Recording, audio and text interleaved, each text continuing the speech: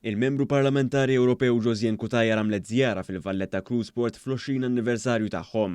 Hawn hija ddiskutiet mal-bord tad-diretturi dwar liġijiet u żviluppi ġodda fl-Unjoni Ewropea filwaqt li sema titħassib ta' din l-industrija.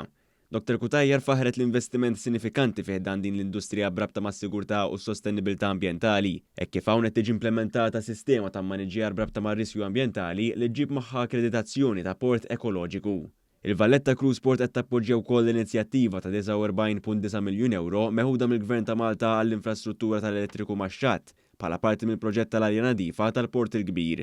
Dr. Cutajar tenniet il-ħtieġa li jibqa' jsir l-investiment fl-infrastruttura u teknoloġija ekoloġika u qalet li se tkompli tkun il-vuċi fil-Parlament Ewropew għad ħassib u l-aspirazzjonijiet ta' din l-industrija Maltija. Malta għandha l-aqwa mudell ta' użu responsabbli tal-kannabis. Sar dan l-Europarlamentari Cyrus Engerer f'osservazzjoni li għamel f'konferenza Ewropea dwar il-kannabis fejn innota l-klim ta' tifħir għal mudell Malti.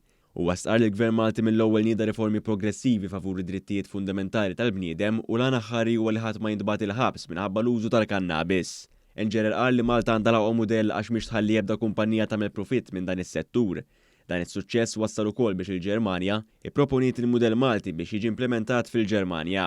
Fil-fatt, innota kif anke fil-qasam ta' prattiċi tal-konverżjoni il-Ġermanja ħarset lejn pajjiżna bħala mudell f'dan il-qasam. Engerer tem billi sostna kif is-suċċess tal-Gvern Malti jiġi billi jilqa' kritika tan-nies u dan iwassal għal liġijiet progressivi li jtejbu l-kwalità tal-ħajja tan-nies. L-Europarlamentari Alex Agius Saliba mexxa diversi laqgħat f'konferenza tal-Grupp tas-Soċjalisti u Demokratiċi fil-Polonja fejn fost l-oħrajn trattat sfidi li qed taffaċċja l-Unjoni Ewropea u l-irwol tal-grupp fil-ġlieda kontra l-estremiżmu. Agius Saliba li huwa l-Viċi President tal-grupp huwa fdat bil-koordinament tal-ħidma tal-grupp u fil-konferenza mexxa tal-laqgħat fejn ġew diskussi l-pożizzjonijiet ta' dan il-grupp. Hawn tkellem ukoll fuq Malta u kif din hija eżempju għal stati membri oħra fit-twettiq tal-ġustizzja soċjali fejn qal il-gvernijiet soċjalisti Ewropej għandhom ikunu aktar konxi tal-ħtiġijiet ta' nieshom biex jaqdu l-funzjoni tagħhom.